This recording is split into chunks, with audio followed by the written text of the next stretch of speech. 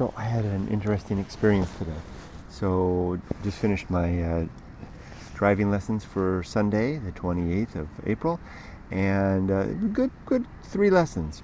The last one, the second to last one was of particular interest. It was his second lesson, which means that we've really got to mix it up by taking him on the freeway and complex urban driving. And one of the factors that I try to throw into that mix is the distracting them through conversation.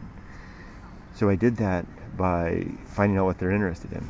And usually it's something innocuous like sports or TV shows, or who watches TV, YouTube channels, things like that. So I asked him my usual question. So, would you play any sports? This is after about 20 minutes being in the lesson. Drove him around, did the initial assessment, corrected a few things that I needed him to do better, demoed something, and then we were on our way. And I asked him what sports he liked. He said, or if he played any sports. He said, I didn't play any sports. I said, well, what do you like to do?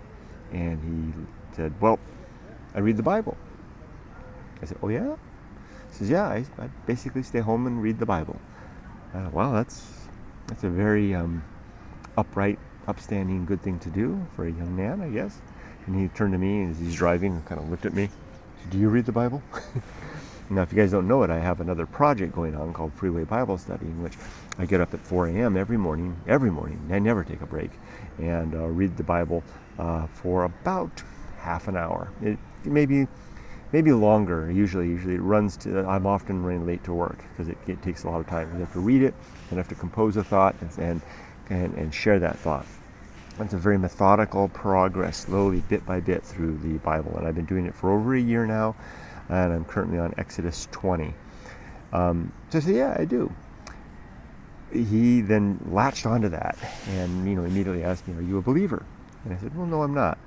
He kind of confused him. Why are you studying the Bible if you're not a believer? Were you ever a believer? I said, well, yeah, I used to be, when I was your age.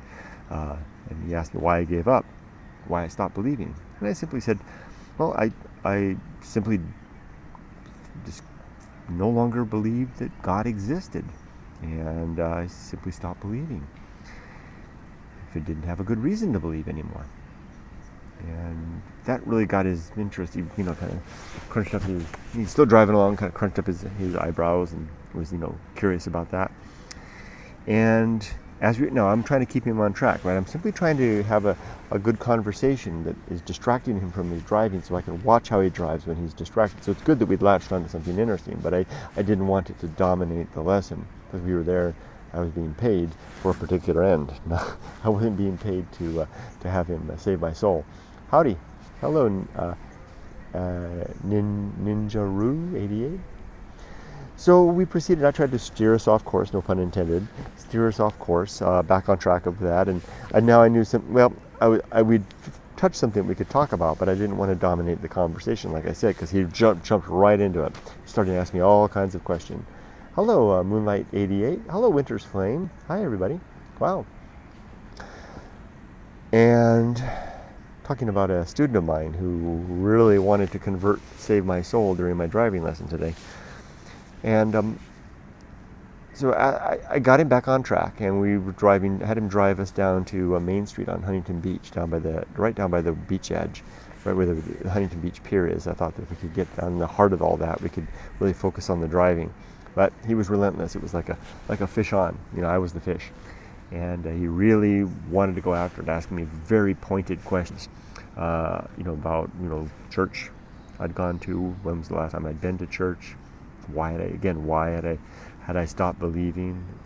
Another typical question, is what is it that made me upset, right? That's another question that I hear a lot. And the people passing by. I'm just here, just got home. So I'm just here, I'm going to go for a swim in just a second. I'll go upstairs and get my swimsuit and do my evening swim, and then I'll take the dog for a walk. But it was interesting how he was on and off. And finally he gave up asking me the questions about why, and just decided to go into the typical, salvation story, asking me what did I think would take to get it into heaven. Never mind the fact that I had told him that I didn't think heaven was a real place. I explained that to him. I said, well, I don't think that's a real place, so I don't think I would have a criteria to get in if I didn't think it was real. Kind of ignored that. And I said, well, okay, I'll put myself in the place of when I used to believe and tell you, I would think that it would take, accepting Jesus Christ as my Lord and Savior, and through that acceptance, then I could be forgiven for my sins, so to speak. And that sent him off on and off and on. So I steered him now towards the freeway because I thought, okay, this is it. Because he had mentioned the freeway was a tough one, and that did the job. Once I got him on the freeway, he was focused on and good, and he didn't talk anymore. But the last thing I wanted to share with you that I thought was really interesting, he asked me, and then my power's about to go out. He asked me, where am I in the Bible? Because I told him I study every day. I said, I'm currently on Exodus 20. And he said, the Old Testament. And he said, yeah, I tried studying the Old Testament, but it really confused me and caused me to doubt. So I switched back to the Gospels. I didn't think about much at the time because I was working, but that stuck with me later. I think the Old Testament has a way of doing that to a lot of us, right? Or maybe that's the reason why a lot of us don't study it in very much detail. Well, anyway, that's it. It's time for me to sign off. I'll go do my swim, take the dog for a walk, have dinner with my family, and then it's the start of another work week. But this week I'll be at Siberia Thursday night on my way. Hopefully get get off from work a couple of hours early and actually go. And for those of you that left a few comments there, thank you. It's really good to talk to you. Let's see if I missed anything before I sign off. Never figured out how to keep those comments up. Okay, that's it. Take care, everybody. Have a great day. And remember, be safe, but not too safe. Broke my glasses too. See, did that in the desert. Take care.